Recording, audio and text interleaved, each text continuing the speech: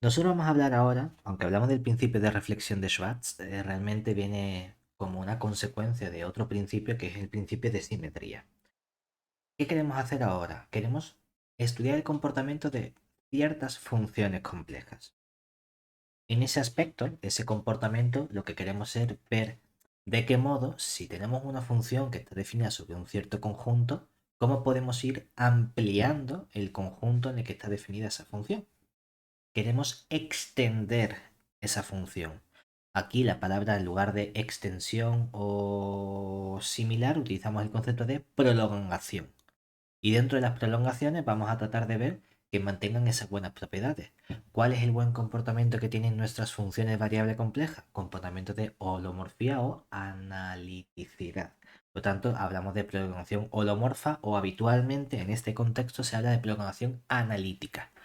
Vale, vamos a ver cómo podemos llegar a esos conceptos. Lo primero que vamos a hacer va a ser introducir unos conceptos de simetría sobre nuestros conjuntos especiales, sobre nuestros abiertos donde va a estar definida nuestra función. ¿Sí? Definición. Vamos a partir siempre de nuestro abierto,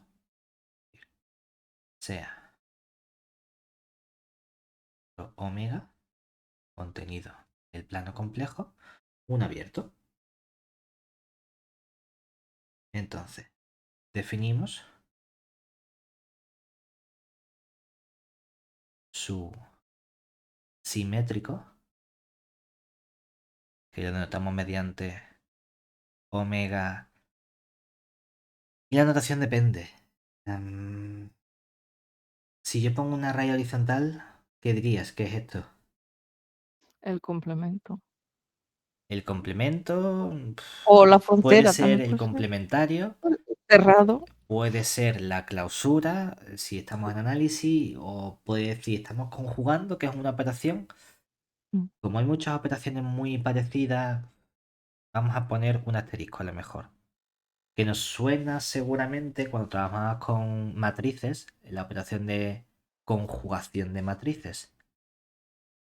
Entonces decimos, vale, vamos a transponer. Es verdad que en matriz era transponer y conjugar, ¿no? Pero bueno, vamos a tratar de conjugar únicamente. Pero no le ponemos la línea horizontal porque tenemos el problema de decir, ¿hace referencia al complementario? No, ponemos una C. Bueno, entonces la clausura, porque estamos en análisis.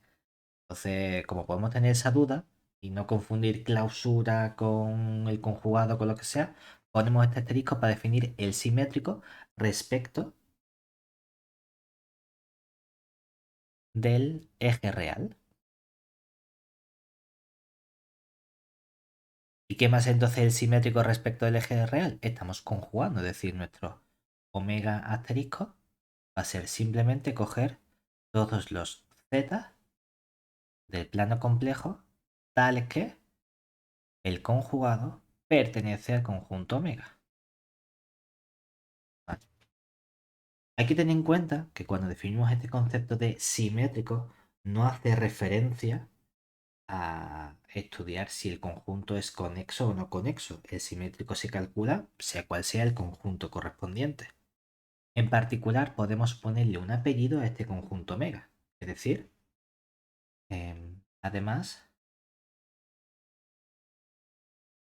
diremos que nuestro conjunto omega es simétrico si, pues obviamente, el omega coincide con su simétrico omega asterisco. ¿Vale? Lo importante es que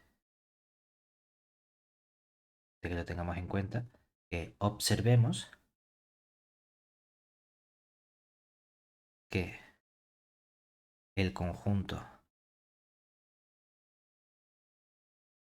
omega no tiene por qué ser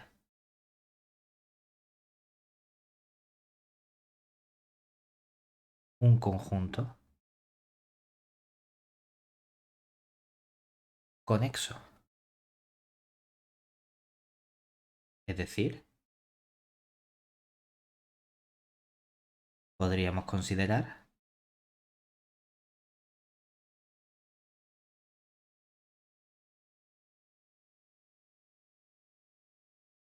un conjunto donde, digamos, pues Vamos a trabajar en el plano, en esta parte. Aquí, por ejemplo, 2. Dice, oye, pues algún conjunto que te apetezca en concreto. Vamos a decir este conjunto omega y añadimos esto de aquí. Ya tú ahora ves cómo soy capaz yo de copiar esto igual. Este es nuestro conjunto omega, son las dos cosas. Entonces, ¿quién sería el simétrico? Más o menos. Eh,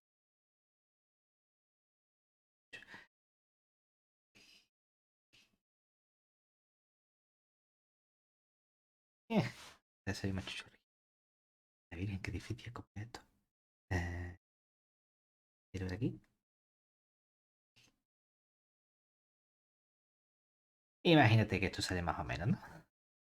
Este sería nuestro omega asterisco. Ese simétrico, ese conjugado respecto de ese eje horizontal.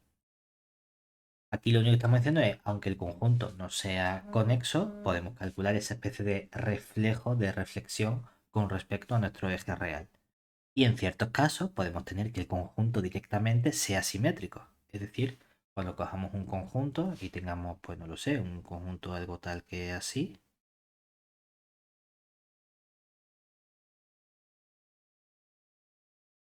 Digamos, todo esto en nuestro conjunto. Una carita triste.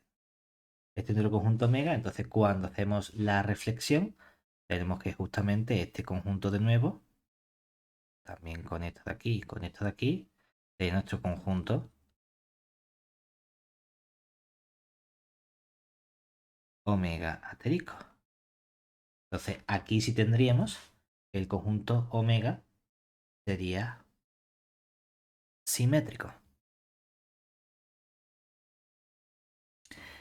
Claro, ¿qué ocurre? Que para ciertos conceptos que nos interesan, normalmente hablar de continuidad o de dimorfía, nos gustaría tener abiertos omegas que no estén separados, que no sean no conexos. Entonces, quiero trabajar con conjuntos abiertos que sean conexos. Esos conjuntos ya vimos que tenían un nombre particular, ¿verdad? ¿Cómo llamamos normalmente a esos abiertos conexos? Dominios. Dominio, exactamente. Entonces, normalmente vamos a trabajar, ya que nos interese, con dominios. Decimos, vale, pues vamos a considerar ahora un dominio. Es decir, de ahora, bueno, vamos a poner simplemente para definición de momento. Definición. Sea nuestro omega contenido en el plano complejo ahora un dominio. Es decir, un abierto conexo. Entonces, definimos los conjuntos o subconjuntos que van a ser las distintas partes que tiene nuestro conjunto omega con respecto a la posición relativa sobre el eje real. Entonces vamos a tener tres posibles conjuntos. Por un lado, un conjunto que podemos llamar omega más, un conjunto que podemos llamar omega sub 0 y otro conjunto que podemos llamar omega menos, donde el conjunto omega se expresa como unión disjunta de estos tres conjuntos, es decir, como omega más, vamos a poner notación de unión disjunta, omega sub 0, unión disjunta con el omega menos, ¿vale? ¿Quién va a ser cada uno de estos tres subconjuntos asociados al conjunto omega? Si queremos poner la posición relativa con respecto al eje real, lo único que me interesa saber es cuánto vale la parte imaginaria de los elementos de nuestro conjunto omega, para ver si esa parte imaginaria es positiva y está en ese semiplano superior, si es negativa si está en el semiplano inferior, o si resulta que es cero y cae precisamente en ese eje de reflexión o de simetría que tenemos. Es decir, vamos a quedarnos aquí con aquellos z del conjunto omega, tales que la parte imaginaria sea estrictamente positiva. Vemos entonces que esto va a ser un subconjunto de nuestro plano H+, semiplano superior. Vamos a tener aquí los z pertenecientes a omega, tales que la imagen del z es exactamente 0, que si lo identificamos podemos decir que esto es un subconjunto de R. Y por último, los elementos z pertenecientes al omega, tales que la parte imaginaria de z es estrictamente negativa, que sería nuestro subconjunto del semiplano inferior H-. Vale. ¿Para qué nos sirve esto? Porque nosotros queremos definir con estos conceptos de simetría precisamente lo que entendemos por prolongaciones de nuestro conjunto. Lo vamos a hacer en principio, vamos a poner un concepto general de prolongación y luego vamos a ver el modo en el que a nosotros nos interesa trabajar con estas prolongaciones. ¿Vale? En general, esto no lo vamos a encontrar aquí, pero vamos a poner la definición nosotros. Sean, vamos a poner una función o un conjunto omega contenido en el plano complejo. Para esta definición en principio nos puede servir simplemente hablar de abiertos. Un abierto y f, una función que vaya del omega en el plano complejo. Simplemente nuestra función. Entonces, dado otro conjunto omega, vamos a poner gorrito, contenido en el plano complejo, con el omega está contenido en el omega gorrito, decimos que la función g que vaya del omega gorrito contenido en el plano complejo en el plano complejo es una prolongación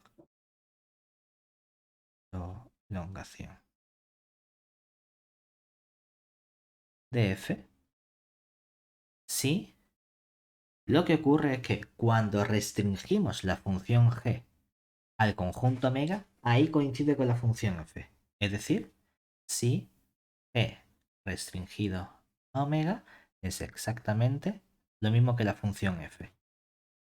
Podemos ponerle apellidos a estas prolongaciones. ¿Cuál es el apellido más común que vamos a tener? Hablar de prolongación analítica u holomorfa. Es decir, nota, podemos hablar de una prolongación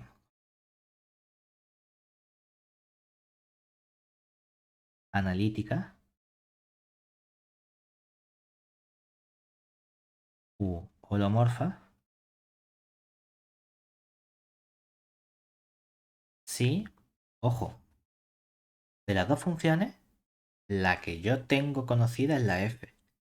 La que amplío o la que amplía la información que tengo es la función g.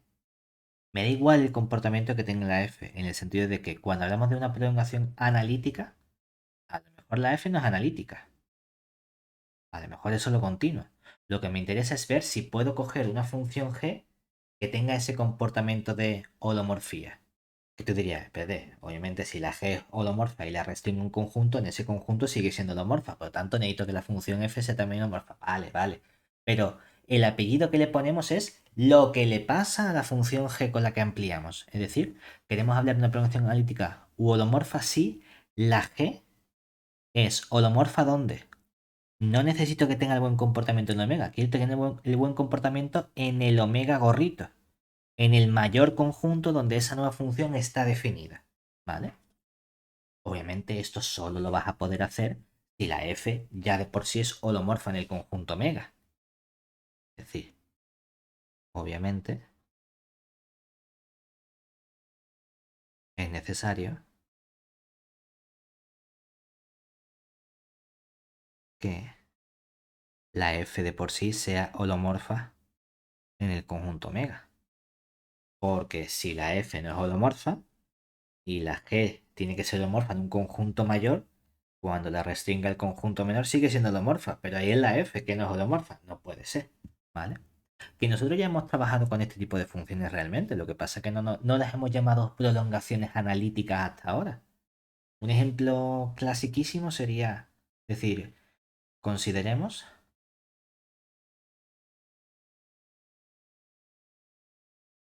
la función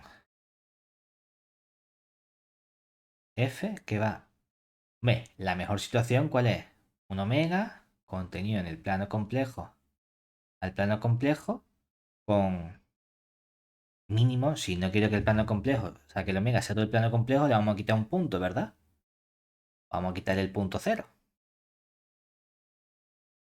Dada por... ¿Qué función queremos?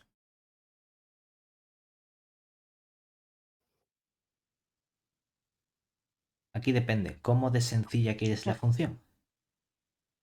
Ni muy sencilla ni muy complicada. Ni muy sencilla ni muy complicada. Vale. Vamos a coger el ejemplo típico, ¿no? De No vas a seno de poner z Z, vamos, pero partido de z. ¿Vale? vale. Es decir, esta función es un cociente de funciones holomorfas en todo nuestro conjunto omega. La pregunta es, ¿puedo extenderla al plano complejo de algún modo? Decimos, bueno, vamos a coger otra función. Es decir, por otro lado, consideremos, vamos a poner aquí que esta trivialmente es holomorfa en todo el plano complejo menos el cero, ¿verdad?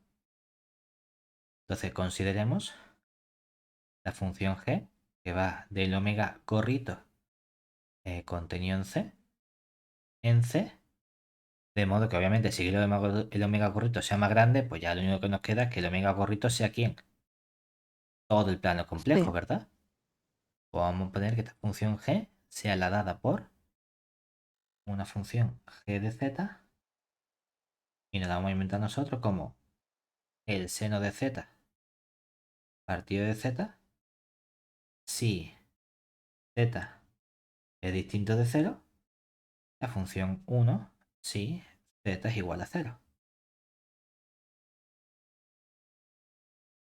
Vale, ejemplo clásico, que hemos dicho, vamos a ver si esta función a trozos es holomorfa o no. Realmente lo único que me falta estudiar es si es derivable en el punto cero. ¿Qué hacemos? Aplicamos la definición, ¿no? Entonces, estudiamos si G es holomorfa en z igual a 0. ¿Cómo? Aplicamos la definición estudiando G' en 0, que sería el límite cuando z tiende a 0 y otra función g de z menos g de 0 dividido entre z menos 0. Nos quedaría el límite cuando z tiende a 0 de la función seno de z partido de z. Le restamos 1 y dividimos entre z menos 0. ¿Qué nos quedaría aquí? Pues nuestro límite cuando z tiende a 0. Convertimos todo esto en una única fracción. ¿Qué nos quedaría arriba? Seno de z partido de menos z. Todo eso es partido de z cuadrado. Podemos aplicar L'Hopital a esta parte cuando trabajamos con las funciones habituales, aunque sean variable compleja. Tendríamos entonces nuestro límite cuando z tiende a 0. Nos queda aquí nuestro coseno de z menos 1 partido 2z. Volvemos a aplicar L'Hopital.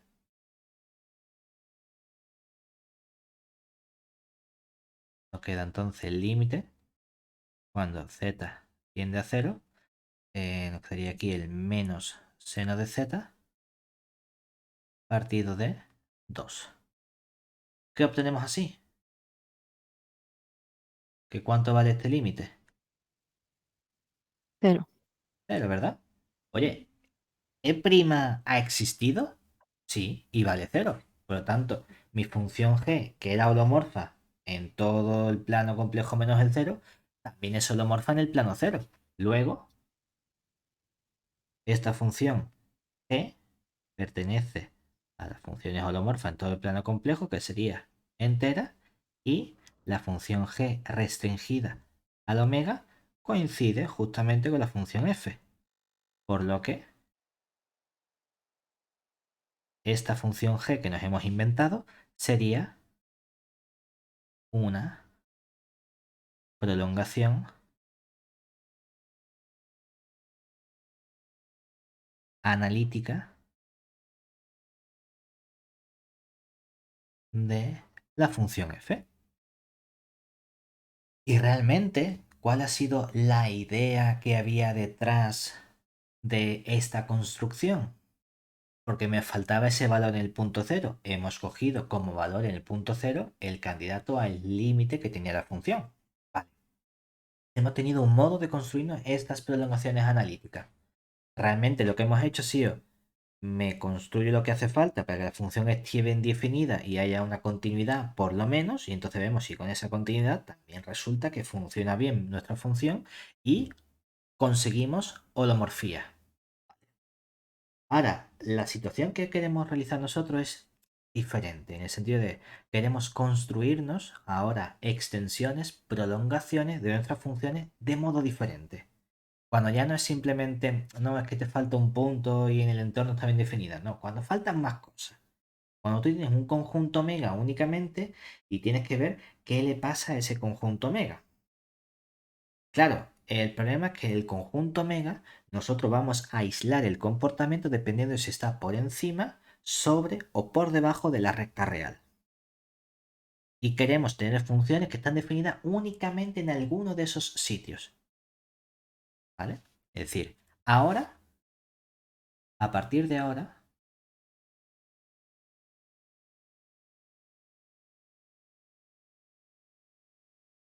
dada una función,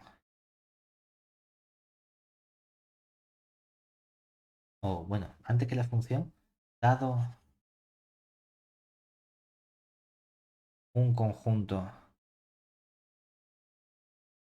o un dominio, de separarlo como antes, un dominio omega contenido en el plano complejo, de modo que ese omega lo podemos separar en omega más unión disjunta con el omega cero y unión disjunta con el omega menos, queremos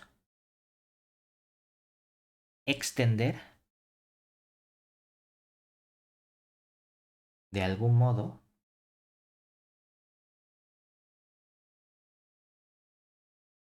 una función f que esté definida no sobre todo el omega, que esté definida, por ejemplo, en la parte de arriba y también a lo mejor en el omega cero, ¿vale? Sobre ese conjunto en concreto. No quiero que esté por encima y por debajo de la recta real. No, no. Vamos a tener función únicamente en una parte de ese semiplano.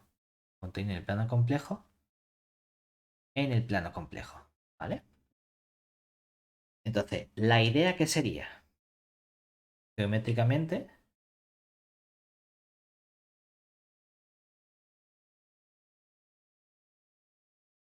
si estamos diciendo que tú tienes aquí tu función, ¿no? Es cierto que vas a tener el conjunto omega, el que sea en principio, ¿no? Vamos a ponerlo completamente al azar. Así. Vamos a tener unas partes y ¿dónde queremos que esté definida nuestra función? Únicamente en esta parte de aquí arriba,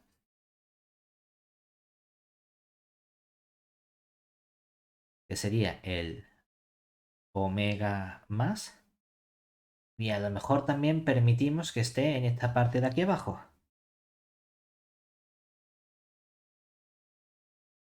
que sería nuestro omega cero, ¿vale?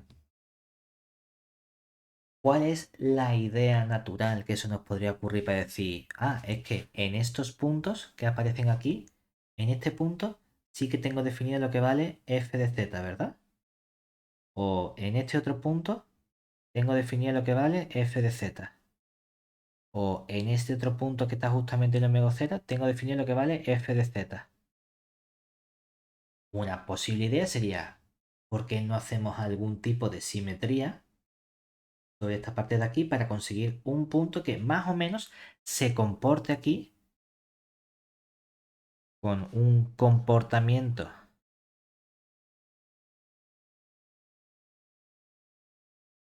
similar a la función f de z? Claro, eso lo podemos hacer. ¿Cuál es el problema? Que si el objetivo es extender la función a todo el conjunto omega, a lo mejor los puntos de arriba no coinciden con el reflejo de abajo.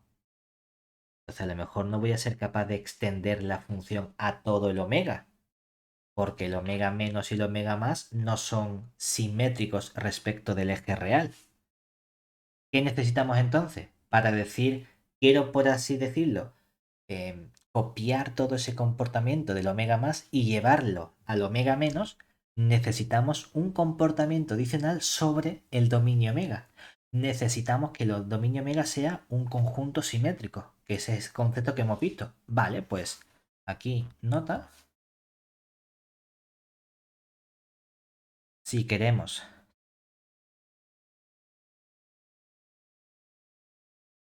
en cierto modo extrapolar el comportamiento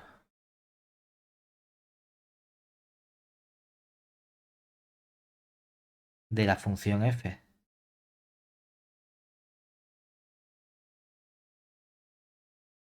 sobre omega más unión omega cero al conjunto omega menos, necesitamos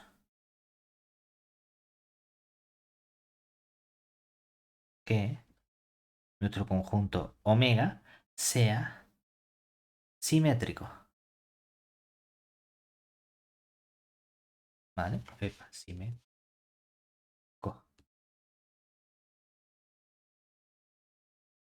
Observemos que entonces, ¿qué relación hay entre el omega más y el omega menos? ¿Son esos dos conjuntos iguales o son distintos? Iguales no son, pero que el omega sea simétrico me está diciendo en particular que cuando hacemos esa conjugación que la hemos denotado mediante el simétrico, es decir, cuando cogemos el simétrico de uno de estos conjuntos, ¿qué conjunto obtenemos? El otro precisamente. Eso es justamente la particularidad que tiene que el conjunto omega sea un conjunto simétrico. Si su omega coincide con el mismo, en particular manda el omega más en el omega menos y viceversa, es decir, manda el omega menos en el simétrico del omega más. ¿Vale? Venga, pues esta va a ser la situación que nos va a interesar a nosotros para ver cómo podemos extender nuestras funciones a todo el conjunto omega de modo adecuado. Este resultado es lo que se conoce como el principio de reflexión de Schwartz, precisamente. Esta idea natural que tenemos de extender funciones. Teorema, nuestro principio de reflexión de Schwartz. Entonces, ¿qué nos dice nuestro resultado? Pues que dado, o bueno, sea omega contenido en el plano complejo, un dominio simétrico y vamos a considerar una función f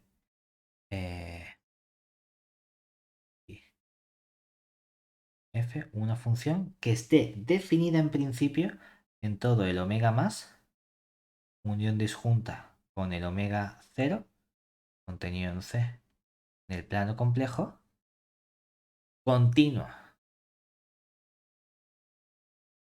en omega más, unión disjunta con el omega 0 y holomorfa en omega más. Pues recordemos que cuando trabajamos con derivabilidad tenemos que son conceptos locales, me interesa tenerlos bien definidos en abiertos, ¿vale? Pues continua en todo el conjunto, incluido el borde, y derivable holomorfa en el abierto correspondiente. Ahora, le vamos a pedir un buen comportamiento a la función sobre el eje real, sobre el conjunto omega 0. Es decir, tal que la función f restringida al conjunto omega 0 solo toma valores reales. ¿Vale? Entonces,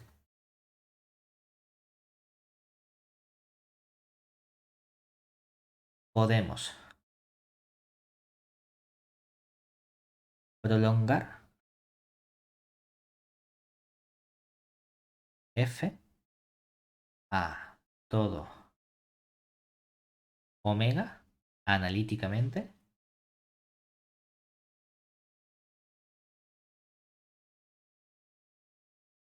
mediante la función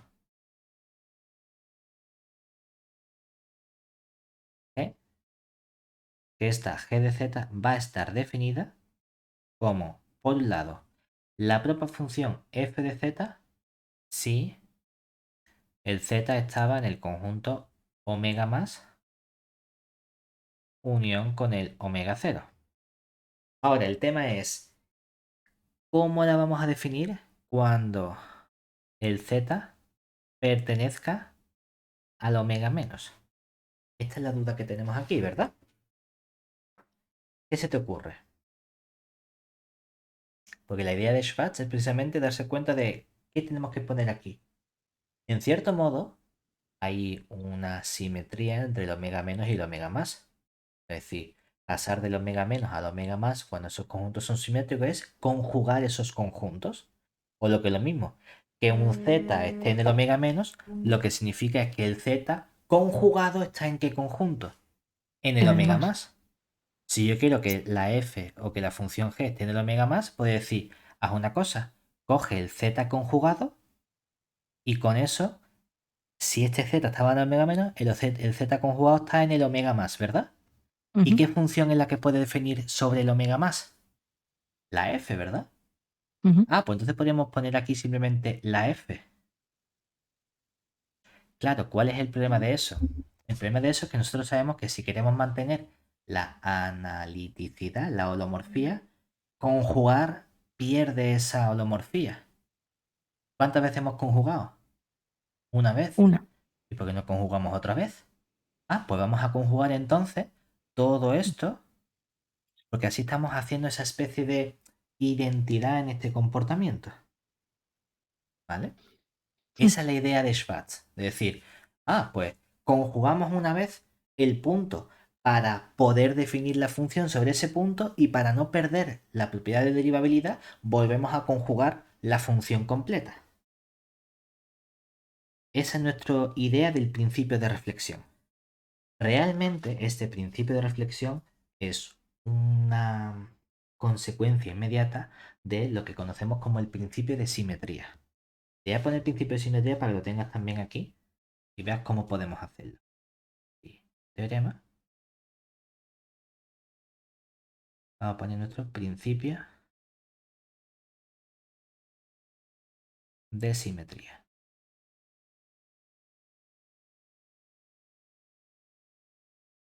Entonces, ¿qué nos dice el principio de simetría? Que cogemos nuestro conjunto omega contenido en el plano complejo, que sea un abierto. Aquí no tiene por qué ser simétrico, o sea, no tiene por qué ser dominio, en general un abierto. Si queremos que sea un abierto simétrico. Y consideramos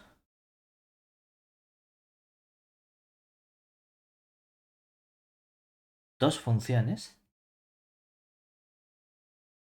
en principio, f, que sea, bueno, que esté... ¿cómo lo ponemos?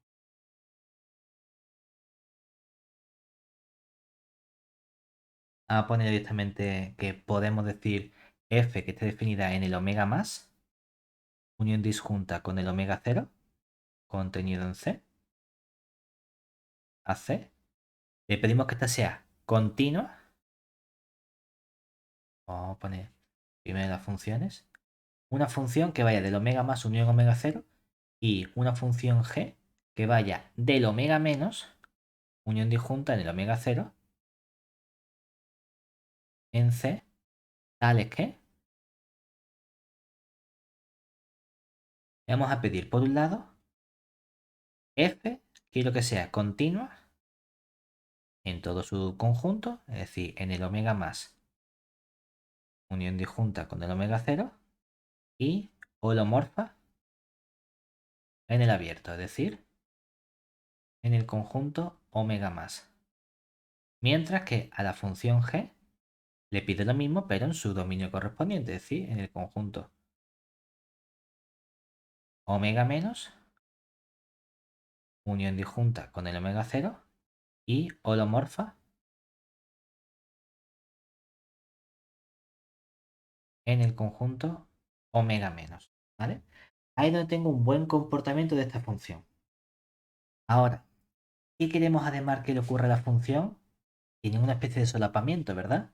¿En qué conjunto tienen un solapamiento? En el omega cero. En el omega cero las dos funciones están bien definidas. ¿Qué me gustaría? Que coincidan en ese conjunto. Es decir, vamos a pedir también que la función f de z coincide con la función g de z para todo z perteneciente al omega sub 0 en esa intersección. Entonces,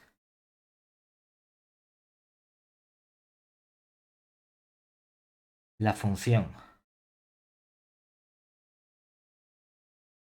h que va de todo el conjunto omega contenido en C, en el conjunto C, dada por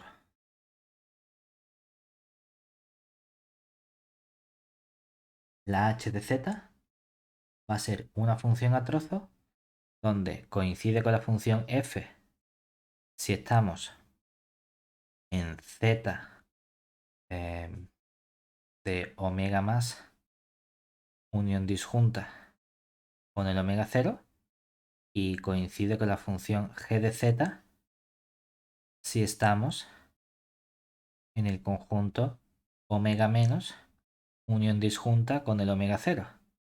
Oye, ¿es que has puesto dos veces el omega cero? No pasa nada porque como es la función f y g en el conjunto omega cero, igual, entonces lo podríamos ver esto con tres trozos. La f en el más, la f o la g en el omega cero y la g en el omega menos, lo que más coraje te dé. No hay ningún problema. Pues esta función es holomorfa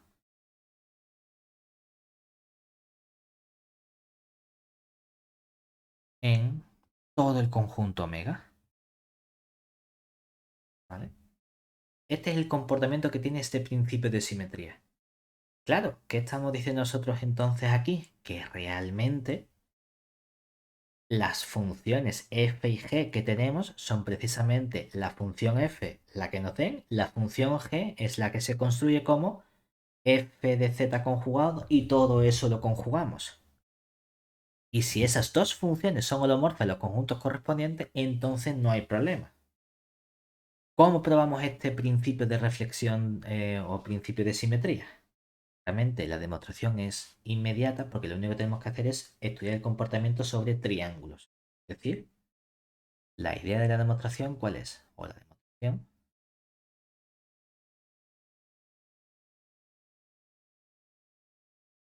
para probar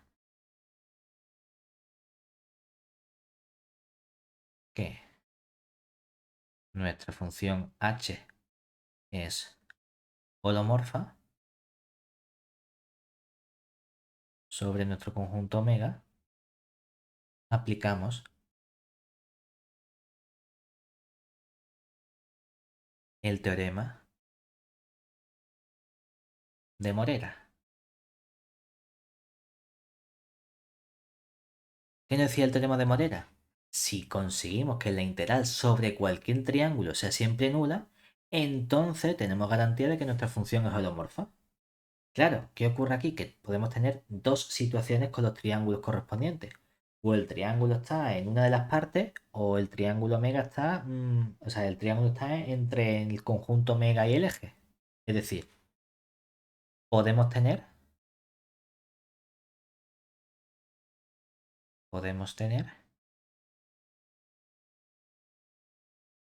las siguientes situaciones.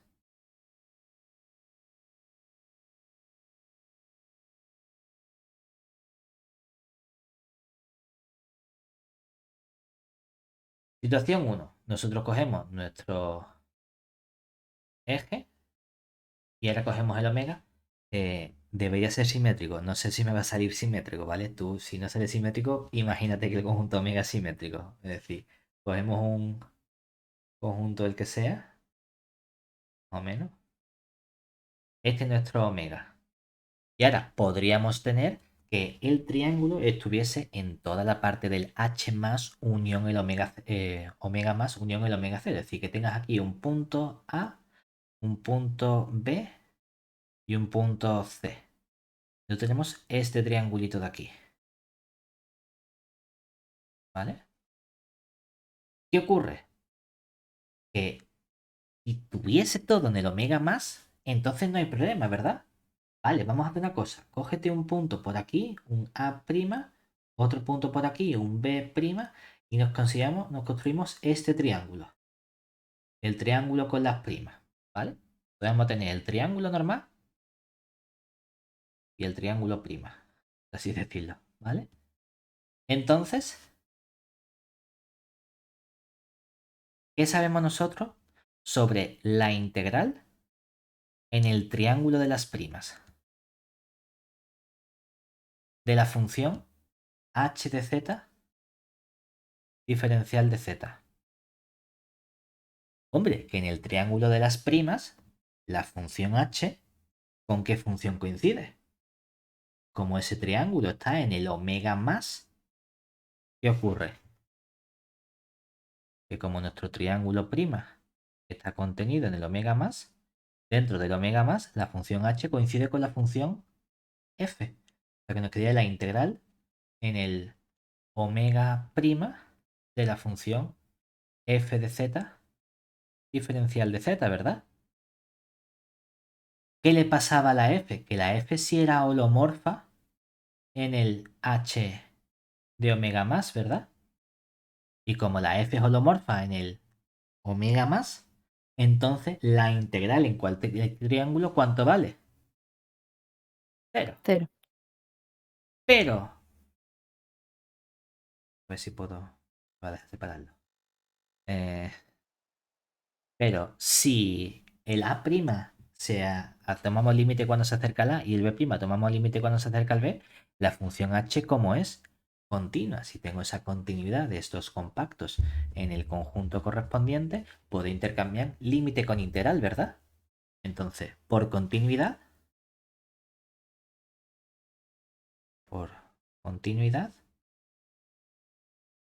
no sé si es la notación más bonita, ¿no? Pero podríamos decir que el límite, bueno, lo voy a poner como a mí me gusta para que quede más bonito. El límite cuando el triángulo prima tiende al triángulo A, de la integral en el triángulo prima de la h de z diferencial de z, eso es lo mismo que la integral en el omega, cambiamos la función, ¿no? Que nos quedaría la integral en el triángulo normal de la h de z diferencial de z. Vale.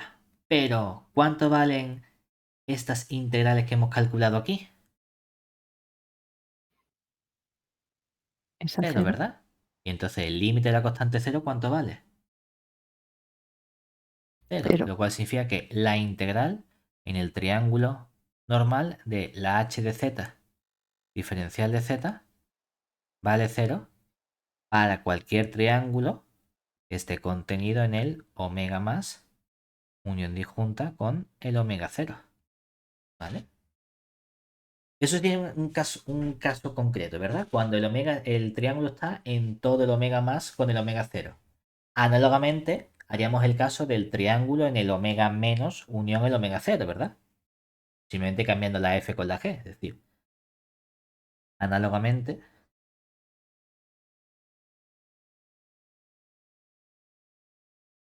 estudiamos el caso en el que nuestro triángulo está contenido en el omega menos unión disjunta con el omega cero. Pero hay un caso un poquito complicado que sería, ¿y qué pasa si el triángulo está en tu medio? ¿Qué hacemos ahí? Bueno, es decir, por último, podemos tener la siguiente situación.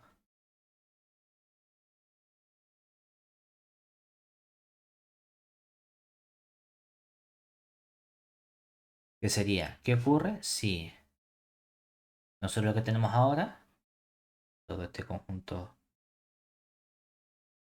omega, resulta que hemos plantado el triángulo diciendo, pues mira, es que tienes aquí el punto A, tienes aquí el punto B y tienes por aquí el punto C.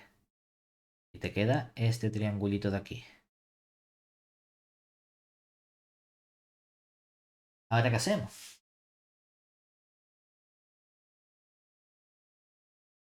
¿Alguna idea? Si solo estuviese en el omega más, con omega cero sin problema. Si solo estuviese en omega menos, con omega cero sin problema. Pero es que está por ahí en todo el medio. No te preocupes. Cógete. Lo rompes. ¿Qué punto te da más coraje? ¿Este de la izquierda o este de la derecha?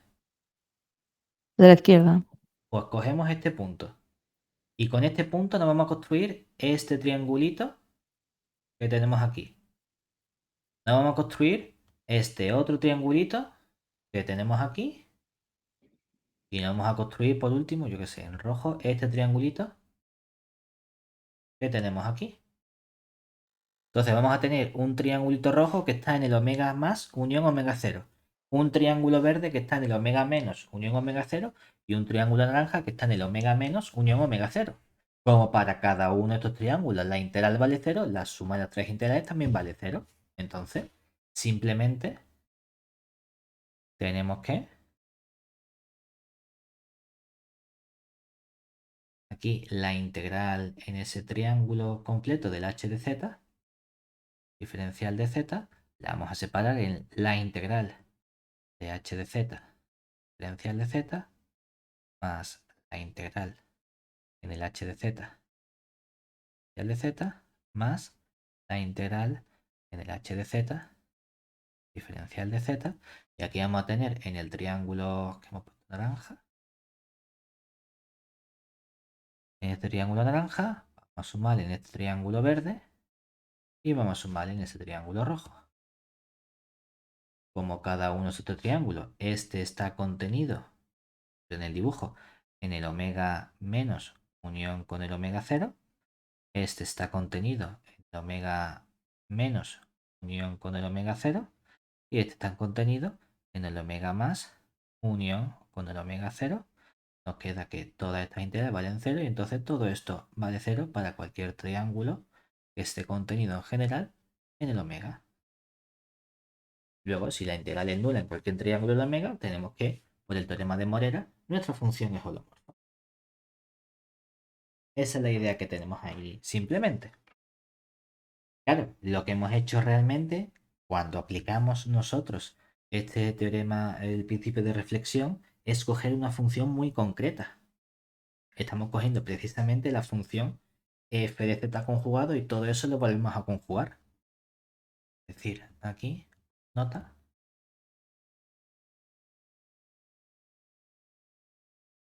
observemos que en el principio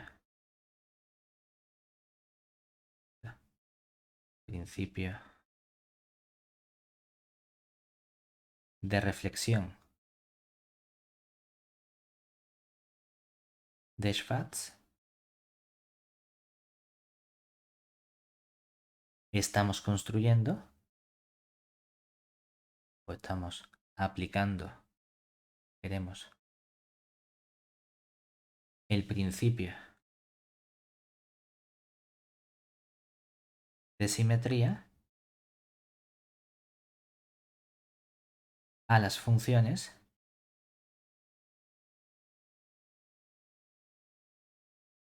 h de z, que es la función, realmente en el Schwarz a esto lo hemos llamado g, pero estamos diciendo tengo una función f de z que sería la que está definida cuando el z lo cogemos del omega más unión con el omega 0 y una función g de z que está definida cuando el z lo cogemos del omega menos unión disjunta con el omega 0, donde cogemos la función g de z justamente no como una función cualquiera, sino como la función f de z conjugado, y todo eso lo volvemos a conjugar, ¿vale?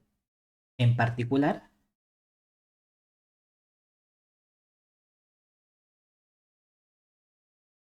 como f pertenece al h de omega más, dado cualquier punto, vamos a poner a, que esté en el omega más, podemos expresar esa función f de z como que sea holomorfa. Ahora donde viene la parte que nos interesa, holomorfa significa en el plano complejo también analítica.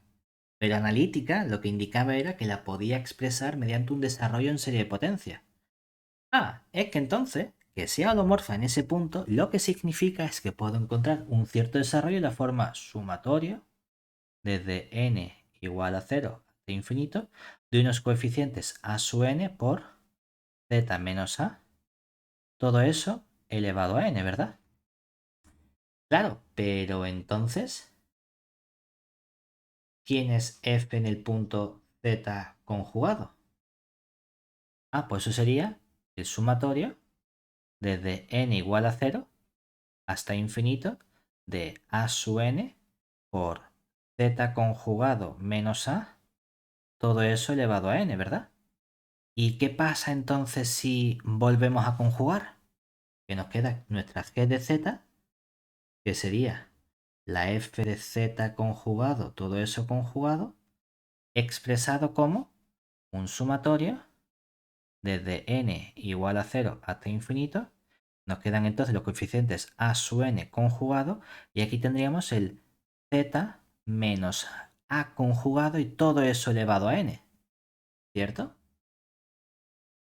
Entonces hemos obtenido un desarrollo en serie de potencia de la función g en torno a qué punto. Esto sería un desarrollo de Taylor de la función g centrado en el punto que ponemos aquí, ¿verdad? Que sería el a conjugado. ¿El a dónde estaba? En el omega más. Entonces el a conjugado ¿dónde está? Como el omega Menos. simétrico está en el omega menos. Anda. Sea cual sea el punto que yo tenga del omega menos, ¿hemos conseguido calcular esa serie de potencia de la función g? Sí. Por lo tanto, ¿eso qué significa? Que entonces, ¿cómo es la función g? ¿Holomorfa? ¿Dónde? En todo el omega menos. Anda. Efectivamente, a partir de la función f, si la función f es holomorfa, conseguimos que esta función concreta, que es la función g, también sea holomorfa. Lo único que vas a tener va a ser unos coeficientes, llámalo si te da más coraje, b sub n en lugar de la sub n conjugado, que los coeficientes son números complejos, ahí no hay problema con que conjuguemos. Lo que no nos gusta es tener la variable conjugada, pero fíjate Y aquí que tenemos la g en z y aquí en z. No estamos conjugando la variable, no hay problema en esa parte. Los otros puntos, pues tienes tu g de z como una serie de potencias de coeficientes b sub n en z menos b, todo eso elevado a n.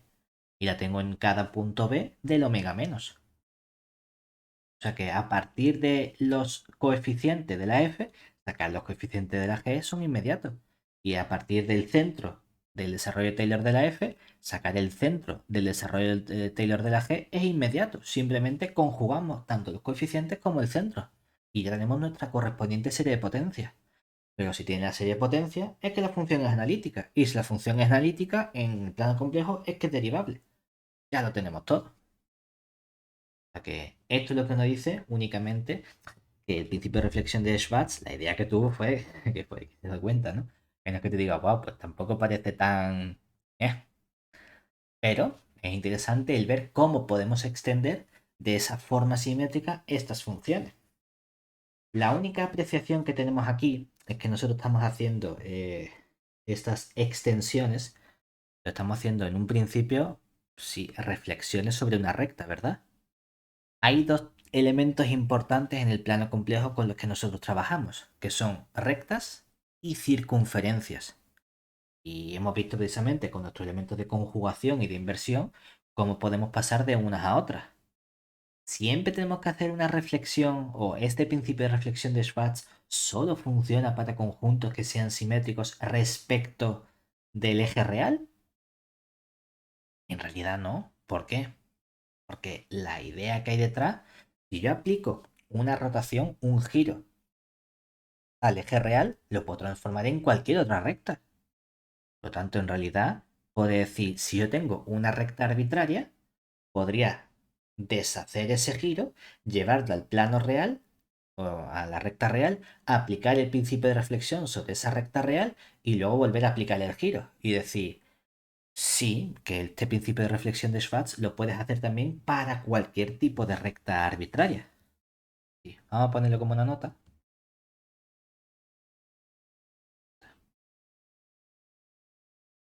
Observemos que el principio de reflexión de Schwartz puede ser aplicado o puede aplicarse cuando consideramos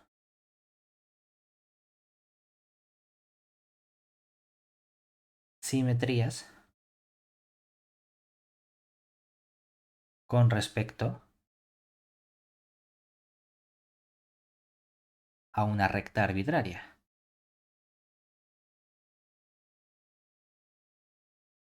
¿Cómo quiere llamar la recta? ¿Algún nombre en concreto? Pues R o L. R. En el libro la llaman L, de line, pero si lo hacemos en español podemos llamarla R contenido en C. Me da exactamente igual. Lo que sí es importante es que lo que vamos a hacer nosotros realmente es trabajar con esta recta y aquí vamos a tener nuestro eje real, por así decirlo. Claro, esa recta va a ser una recta arbitraria, la que nos dé la gana. Por ejemplo, esta va a ser nuestra recta R. ¿Y qué vamos a observar de esta recta R? Que forma un determinado ángulo beta, ¿verdad? Con esta recta. ¿Cómo podemos interpretar eso? Diciendo, bueno, sí, ¿qué significa eso? Que la intersección de esta recta azul, ¿no? Con el eje real va a ser un cierto punto por aquí que podemos llamar Z0, la intersección de esos dos elementos, ¿verdad? Entonces, ¿quién va a ser precisamente este argumento Z? Pues si coges cualquier otro punto que tengas por aquí, me da igual la posición concreta, este beta va a ser precisamente el argumento del vector correspondiente, que lo interpretamos como el número complejo z menos el z0, ¿verdad? Ese va a ser el argumento o el ángulo que forma la recta R con respecto al eje real. Entonces, ¿qué queremos hacer nosotros? girarla para trabajar y aplicar ese principio de reflexión de Schwartz sobre la recta R cuando la movemos a el eje real. Entonces, si aplicamos un giro de ángulo, ¿qué ángulo sería? Si hemos contado el beta para arriba, teníamos que decir ángulo menos beta mediante la aplicación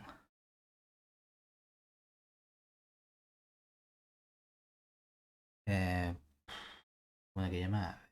Pi de z, esta aplicación que hace el giro exactamente. Para girar sobre este vector que tenemos aquí, que sería el z menos z0, tenemos que entonces multiplicar todo por elevado a menos Y y beta. beta. Sería nuestro giro Ujú. de ángulo beta. ¿Vale? Entonces, si aplicamos este giro con esta aplicación, podemos estudiar el principio de reflexión de Schwartz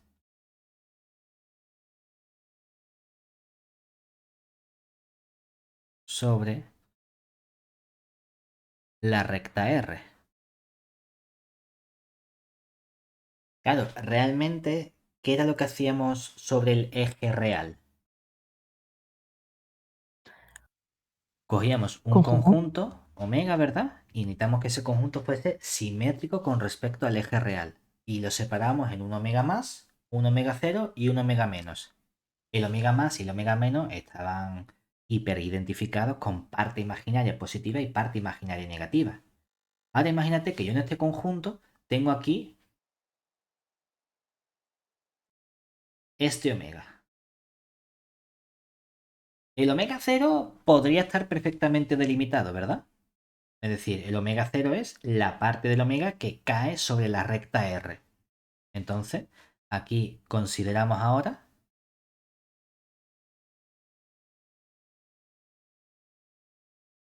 el omega cero, que sería el omega intersección R. Ahí estoy de acuerdo. Y ahora, ¿a qué llamas omega más y a qué llamas omega menos? Eso es lo único que puede ser un poquito más complicado, ¿no? Es decir, si lo ves así, ¿qué es lo que está por encima, qué es lo que está por debajo? Y como realmente a lo mejor no tiene sentido decir, hay una parte que es la parte positiva y otra que es la parte negativa, no, porque ahora tu punto del omega más, y dices, no, venga, es que yo quiero llamar a esta parte de aquí, la quiero llamar omega más, porque está ¿por encima de qué? Porque aquí hay puntos con parte imaginaria positiva y puntos con parte imaginaria negativa. Ya no tiene sentido decir, son todas las cosas positivas, son todas las cosas negativas. Bueno, pero voy por el argumento. Claro, es decir, lo puedes De hacer con hecho, con el giro correspondiente. Que tú puedes decir perfectamente, llamo omega más a la parte que cuando le aplico el giro se corresponde con el omega más con respecto al eje real. O puedes no rayarte y decir, escúchame, dos partes que llama omega más, pero que no tienes por qué identificarlo con la parte positiva. O omega 1, o omega prima, o omega gorrito, o omega lo que te dé la gana. El libro llama omega 1, omega 2 diciendo, una parte es omega 1, la otra parte es omega 2. Péleate como tú quieras, llámalo a quien te dé la gana. Lo que nos interesa es que este omega 0 nos separa en dos partes, es decir, el omega menos el omega 0 se expresa como dos conjuntos que tú puedes llamar omega 1 unión disjunta con omega 2. ¿Que te apetece que este conjunto sea el omega 1 y que este conjunto sea el omega 2? Genial. ¿Que prefieres hacerlo al revés? Me da exactamente igual. Una mitad del omega menos omega 0 es el omega 1 y la otra mitad es el omega 2. Lo que sí sabemos es que hay una conjugación con respecto a esa recta. Es decir, Si yo cojo,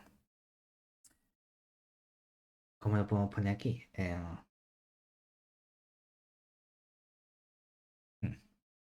Vamos a poner omega 1 subíndice R, R, por ejemplo. Of. Bueno, como hablamos de simétrico, ¿no? Hemos puesto el asterisco. Puedo poner el asterisco de R y esto es el omega 2. O si quieres, otra notación que podemos utilizar va a ser omega 1 simétrico con respecto a R es el omega 2. Para indicar con esta notación que es simétrico respecto a la recta R. O bien utilizas ese asterisco como hacíamos antes, para decir una especie de conjugación, pero que no estás conjugando, sino que estás haciendo el simétrico con respecto a R. O lo llamas S de R para decir es el simétrico S con respecto a la recta R. Lo que más coraje te dé. ¿Vale? Venga, pues vamos a ver cuál sería la versión correspondiente de ese principio de reflexión de Schwartz. Es decir, teorema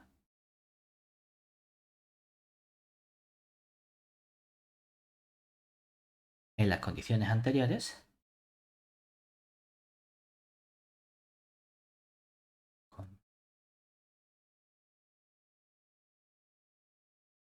Condiciones anteriores.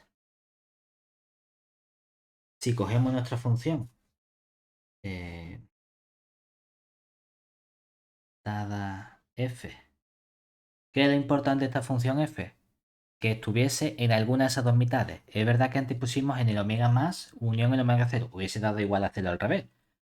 Ahora que la f esté definida de un omega 1 unión disjunta con el omega 0 contenido en el plano complejo al plano complejo que sea continua en el omega 0, omega 1 unión disjunta omega 0 y holomorfa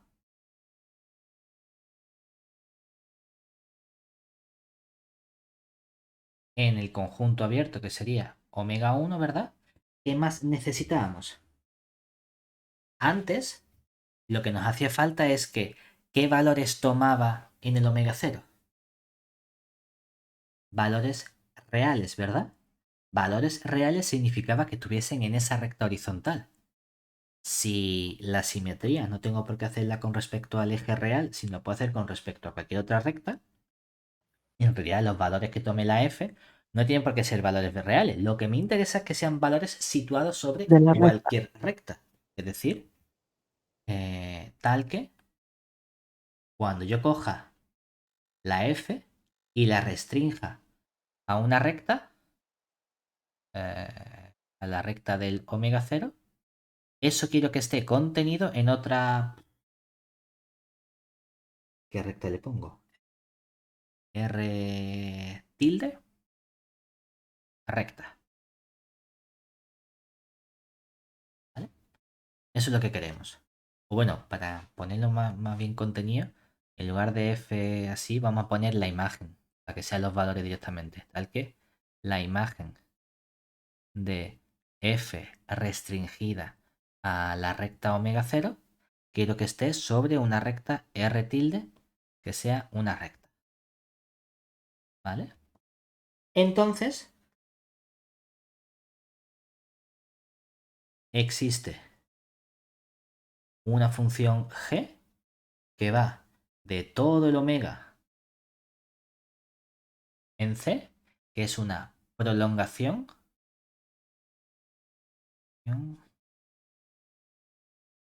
analítica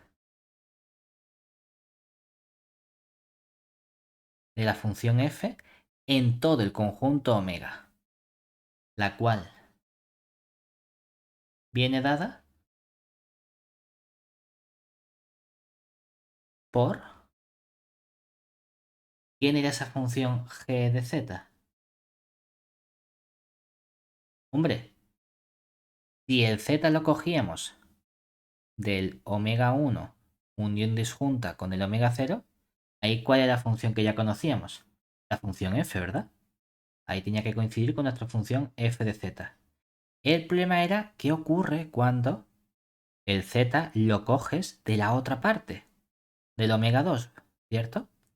¿Qué habíamos hecho primero? Pasar del omega 2 al omega 1. Antes lo habíamos hecho conjugando. Es que ahora no es conjugar, porque es el simétrico no respecto del eje horizontal, sino de la otra recta R. ¿Vale? Venga, pues hago el simétrico respecto a la recta R. Es decir, cojo el Z y... ¿Qué notación le pongo a este Z? Un Z de... ¿Prefieres la notación con el asterisco y la R o con el S de R? ¿Qué te da más coraje? Con el asterisco. Venga, pues entonces ponemos Z asterisco subíndice R. ¿Vale? Eso significa que estamos conjugando ese Z, pero respecto de la recta R. Cojo el reflejo sobre la recta R. ¿Vale? Con eso que consigo el Z que estaba en omega 2, ahora ese Z R asterisco pasa a estar en Z1. ¿Y en Z1 qué función es la que tengo bien definida? La F. O sea que puedo ver cuánto vale la función F sobre este punto ZR asterisco. ¿Cuál es el problema? Que si conjugo una vez entre comillas con respecto a esa recta R, a lo mejor me estoy cargando la holomorfía de la función, ¿verdad? ¿Cómo recupero esa holomorfía de la función? Haciendo de nuevo la conjugación, ¿verdad? Pero en la conjugación lo tengo que hacer con respecto a dónde conjugamos la función f, ¿verdad? Y la función f toma valores sobre esta recta r tilde. Entonces la conjugación la tengo que hacer con respecto a esa recta r tilde. Luego a todo esto le hago el asterisco, pero sobre la recta r tilde. ¿Vale? Entonces, con esa doble conjugación es con lo que nos garantizamos que mantenemos la holomorfía o analiticidad de la función g. ¿Bien hasta ahí? Sí. Lo último que podemos hacer, ya por terminar de cerrar el círculo, es, igual que hemos hecho estas reflexiones sobre rectas, ¿cómo haríamos las reflexiones sobre circunferencias? Es decir, por último,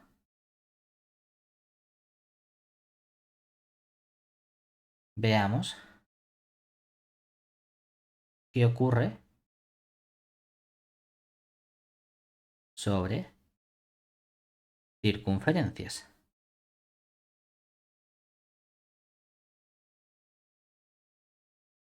¿Cómo crees que tendríamos la versión del teorema? Todos estos teoremas los podría llamar simplemente principio de reflexión de Schwartz para rectas arbitrarias, para circunferencias, pero todos son principios de reflexión. ¿Qué aspecto crees que va a tener el principio de reflexión de Schwartz cuando tengamos circunferencias? Puedes tener una circunferencia cualquiera o puedes tener una circunferencia concreta, ¿verdad? ¿Cuál es la circunferencia más sencilla que nos podemos echar en cara? La La unidad, y a mediana. partir de ahí hacemos lo que sea, ¿vale? Pues, ¿qué comportamiento necesito de nuestra función f? Que mi función sea holomorfa, ¿verdad? Vale, entonces, sea una función f que sea holomorfa en todo el disco y le pedimos que sea continua, ¿dónde? No necesito que sea continua en De- toda la frontera, ¿verdad? Ujú. Con tener un cierto conjunto chico donde sea continua, es decir, un cierto arco, y continua en un conjunto, vamos a llamarlo C, contenido en la frontera que sería el disco unidad, ¿vale? Entonces, existe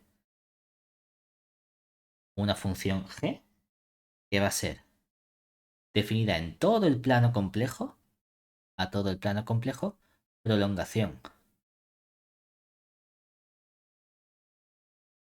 analítica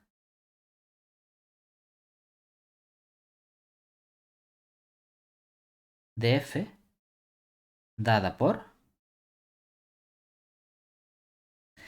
esta función g de z, ¿qué vamos a necesitar pedirle? Hombre, que coincida con la función f, seguro dónde. Si el z está dentro de el disco Disco. unión ese trocito de la frontera, ¿verdad? El conjunto C, ¿vale? Que sería el borde Perdón, donde... una cosa, el disco lo estás llamando al abierto. Al abierto, exactamente. Vale, vale. Ujú. Sí, Vale, sí. vale. O sea, sí, vale. Que es verdad, la palabra disco muchas veces la utilizamos para cerrada. Sí, Aquí sí, vale, vale. la bola, el disco es el conjunto abierto, ¿vale? Y el T Vale, es vale. la frontera.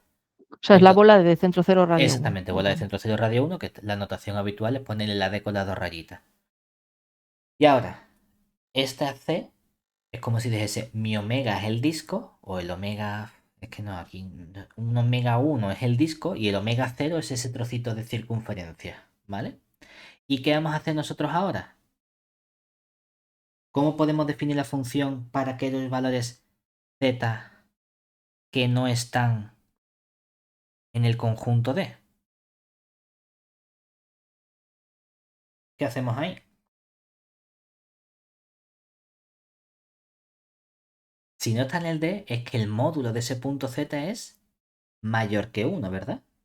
¿Cómo consigo algo que sea de entonces módulo menor que 1? Dividimos Uno partido. y cogimos el 1 partido de z. Pero para que tenga esa simetría, no solo voy a tener que coger el 1 partido por z, vamos a tener que conjugar este 1 partido de z. Con esta conjugación tenemos la función bien definida ¿dónde? Es que si dividimos, a lo mejor no cae justamente en el punto C que conocíamos del borde. Necesito dividir y llevármelo otra vez a la colocación del borde adecuado. Por eso tenemos que conjugar para cambiar las dos partes. Pero con eso tenemos que mi función f está bien definida en ese conjunto. ¿Cuál es el problema? Que si he conjugado, a lo mejor estoy perdiendo la holomorfía. ¿Cómo vuelvo a recuperar esa holomorfía? Vuelvo a Conjugando otra vez. conjugar toda esta función f del 1 partido z conjugado. Esta es la versión que tenemos del principio de reflexión de Schwartz cuando lo hacemos sobre este conjunto correspondiente. ¿Vale? La única apreciación, podríamos tener como dos versiones de este principio de reflexión de Schwartz cuando hablamos sobre circunferencias. Aquí, si te fijas, hemos pedido la continuidad en un cierto arco. Lo podemos obtener de manera continua, pero si lo queremos de manera continua, realmente lo estaríamos haciendo no en todo el plano complejo al final, donde está... Así, bueno, sí que lo puedes poner el plano complejo para que no haya problema, pero estoy definiendo de este modo fuera del conjunto de...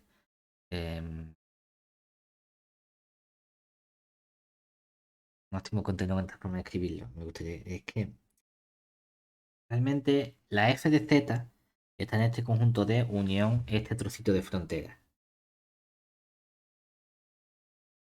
Fuera del conjunto D, realmente no es fuera del conjunto D, porque entonces no sé qué pasa con este trocito de frontera. Tenía que hacer fuera de el disco cerrado, es decir, de todo el disco unión con la frontera. ¿Qué quiero decir? Que aquí, si lo ponemos de este modo, hay unos puntos que me pueden fallar. ¿Cuáles son los únicos puntos que me pueden fallar? Los que me faltan del borde del disco D, ¿vale? Es decir, que sería realmente, esta extensión sería una prolongación analítica. ¿Dónde estaría definida esta prolongación analítica? En todo el plano complejo menos en el complementario, muchas C, dentro del conjunto C. Hemos puesto las tres C que podemos tener, ¿no? La C de los complejos, la C del arco de circunferencia y la C del complementario. ¿Vale? Eso es lo que estamos haciendo aquí. Lo que te falta Una del cosa. conjunto. Entonces eso va al plano complejo ampliado. Porque ¿cómo No, funciona es eso? Cuando sobre. z es igual a cero, ¿qué pasa? Que me voy a hacer el dibujito para no liarme. Es decir, tú imagínate que tienes la circunferencia y tienes este arco, ¿vale? y este arco es tu arco C. Entonces tú sabes que la función funciona bien en el interior y en todo fuera y coincide en esta parte. ¿Y dónde no coincide? En lo que te falta, ¿verdad? Que lo que te falta sería al plano complejo lo que le falta de el arco que no es C. Es decir, le quito a todo el plano complejo este trocito que es el complementario. No, ¿qué trocito es ese? A ver si no me lío. Le quito el, que no es el complementario, le quito el Es, es el disco, a todo el no, borde, el a T todo el menos borde, menos el le C. quito la C. Vale. Ahora, ese es el trocito que tenemos. Y ahí es donde tenemos nuestra prolongación. Vale. Y lo que te estaba preguntando es una tontería. No, Dime, dime, dime. olvídalo porque.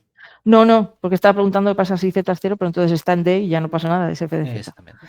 Sí. Vale. No, es que Eso me ya he tenido que llamo. hacer el dibujito porque si no me hago el dibujito me voy a liar con quitar tantas cosas. Ahí es donde tenemos esto. ¿De acuerdo? Digo que hay otra versión porque hay una versión en la que sí se pide que haya un buen comportamiento también en toda la frontera del disco D. Y si hay un buen comportamiento en toda la frontera, entonces ya puedo decir, pues lo puedo extender a todo, incluso sin quitar ese arquito, porque todo funciona bien. ¿Vale? Mm. Eso es lo único importante. Ahora, si te fijas, ¿qué nos falta como condición?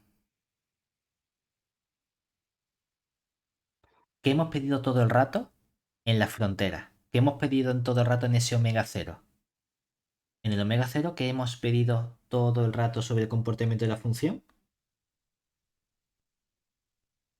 Que fuera continuo. Que fuese continua ahí, Bueno, ¿qué tipo de valores tenía que tomar? O bien reales o sobre una recta, ¿verdad? Eso es lo que sí. pedíamos en el primer principio de reflexión de Schwartz. Pedíamos que la función en el eje horizontal tome valores reales. Bueno, que luego lo podemos extender a que tome cualquier tipo de valor que esté situado sobre una recta. Aquí necesitamos lo mismo. Necesitamos pedir que sobre esta circunferencia C, nuestra función f tiene que tomar valores reales. Es decir, continua en este conjunto. ¿Cómo lo pongo? Em,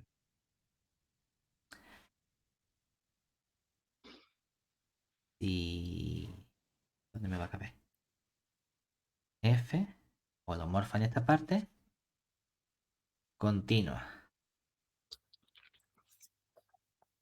en un conjunto C contenido en el borde y de modo que la F restringido a este conjunto C queremos que tome valores reales.